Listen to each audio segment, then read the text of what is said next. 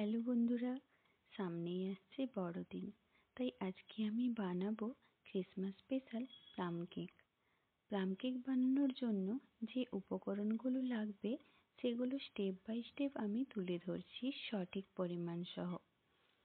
আমাদের প্রথমে কিছু ড্রাই ফ্রুটস নিতে হবে। আমি এখানে নিয়েছি অ্যালমন্ড, আখরোট, কাজু, কিশমিশ, অ্যাপ্রিকট। ড্রাই ফ্রুটসগুলো আমি ছোট করে কেটে নিয়েছি।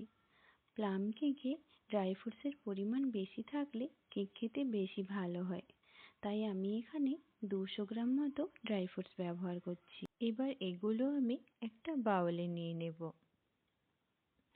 আর দুটো কমলা লেবুর রসে আমি এই ড্রাই ফ্রুটসগুলো ভিজিয়ে রাখবো 24 ঘন্টা। আমি এখানে কমলা লেবুর রসে ভিজিয়ে রাখছি। লেবুর রসে ড্রাই ফ্রুটস 24 ঘন্টা ভিজিয়ে রাখলে ড্রাই ফ্রুটসগুলো নরম হয়ে যায় আর ড্রাই ফ্রুটসের স্বাদের পরিমাণ বেড়ে যায়। আপনারা চাইলে আঙুরের রস বা 50 ml ব্র্যান্ডের মধ্যে ভেজাতে পারেন। এবার এটা আমি ঢাকা দিয়ে রেখে দেব। পরের দিন ড্রাই ফ্রুটস থেকে রস ছেঁকে আলাদা করে রেখে দেব। এবার কেক বানানোর জন্য আমাদের প্রথমে ক্যারামেল সিরাপ বানিয়ে নিতে হবে। এর জন্য একটা প্যানের মধ্যে হাফ কাপ চিনি নেব। ফ্লেম লো রেখে অপেক্ষা করব। 4 থেকে 5 মিনিট পর যখন চিনিটা গলে গিয়ে গোল্ডেন ব্রাউন কালারে আসবে, তখন হাতা দিয়ে আলতোভাবে নাড়তে থাকবো কন্টিনিউ। সম্পূর্ণভাবে চিনি যখন মেল্ট হয়ে যাবে, সেই সময় দিয়ে দিতে হবে হাফ কাপ গুড়। হাতা দিয়ে নাড়তে থাকবো ডার্ক ব্রাউন হওয়া পর্যন্ত। 15 মিনিট পর যখন ডার্ক ব্রাউন হয়ে যাবে, ফ্লেম বন্ধ করে দেব। 10 থেকে 15 মিনিট ধরে ঠান্ডা করে নেব। 10 থেকে 15 মিনিট পর আবার ফ্লেম লো টু মিডিয়ামে রেখে 200 ml জল দিয়ে সিরামের ঘনত্ব এরকম করে নেব।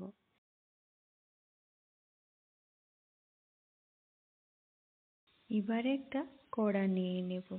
হাফ কমলা লেবুর রস দিয়ে 30 সেকেন্ড পর 50 ml ঘি অ্যাড করব। ঘি মিলিয়ে গেলে আগের ক্যারামেল সিরাপ অ্যাড করব। 3 মিনিট এইভাবে হাতা দিয়ে নাড়তে থাকব। 3 মিনিট পর ড্রাই ফ্রুটস দিয়ে দেব। 1 মিনিট নেড়ে হাফ কাপ টক দই দেব। টক দইটা ভালোভাবে মিলিয়ে যাওয়া পর্যন্ত অপেক্ষা করব।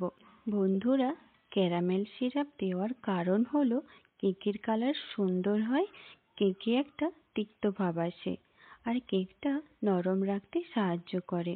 2 মিনিট পর টক দই ভালোভাবে মিশে গেছে। এবার ফ্লেম বন্ধ করে দেব। এবার 1 ইঞ্চি দারুচিনি, 3টে লবঙ্গ, 5টা গোলমরিচ, 1 টিস্পুন আদা গুঁড়ো, 1/3 টিস্পুন লবণ, 1 স্পুন চিনি দিয়ে একটা মশলা বানিয়ে নেব। এই মশলাটা দেওয়ার কারণ কেকের মধ্যে মিষ্টি গন্ধ আনবে আর কেক ডাইজেস্ট হতে সাহায্য করবে। কেকের মিশ্রণ বানানোর জন্য এবার একটা কাচের বাউল নিয়ে নেব। দিয়ে দেব 1.5 কাপ ময়দা, আগে থেকে বানিয়ে রাখা মশলা, 1 teaspoon baking powder, half teaspoon baking soda. এগুলো আমি আগে থেকে চালিয়ে রেখেছি। আর দেব হাফ টিস্পুন কমলা লেবুর খোসা, হাফ টিস্পুন পাতিলেবুর খোসা। এবার ভালো করে সমস্ত উপকরণ মিশিয়ে নেব। মিশিয়ে নিয়ে ক্যারামেল সিরাপের সাথে বানিয়ে রাখা মিশ্রণ দিয়ে কেকের ব্যাটারটি তৈরি করে নেব। কেকের মিশ্রণটা একটু মোটা রাখতে হবে, পাতলা হলে ড্রাই ফ্রুটসগুলো নিচে চলে যাবে।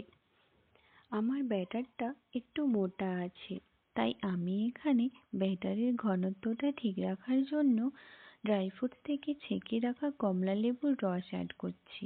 আমার কেকের ব্যাটারটা পারফেক্টলি তৈরি হয়ে গেছে। এবার একটা কেক মোল্ড নেব। মোল্ডের মাপ করে একটা বাটার পেপার কেটে নেব।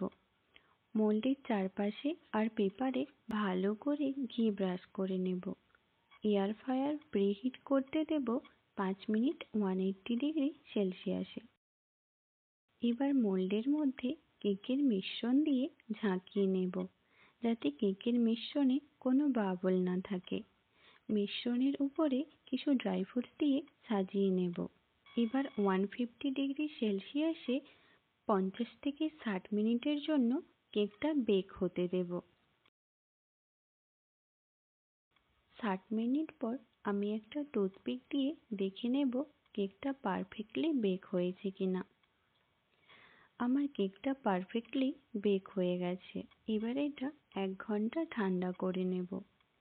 কেক গরম গরম ডিমোল্ড করলে কেক ভেঙে যাওয়ার সম্ভাবনা থাকে, তাই পুরোপুরি ঠান্ডা হওয়া পর্যন্ত অপেক্ষা করব। দেখুন বন্ধুরা, কেকের কালারটা কত সুন্দর হয়েছে আর অনেক সফট হয়েছে। এবার আমি একটা ছুরির সাহায্যে কেক কেটে সার্ভ করে নেব। বন্ধুরা, আমার ভিউয়ার্সদের মধ্যে মাত্র অল্প সংখ্যকই সাবস্ক্রাইব করেছেন। যদি আমার ভিডিওটি আপনাদের ভালো লাগে তাহলে আমার লক্ষ্যে পৌঁছাতে আমাকে সাহায্য করুন। এখনই চ্যানেলটি সাবস্ক্রাইব করুন। দেখা হচ্ছে পরের ভিডিওতে নতুন একটি রেসিপি নিয়ে।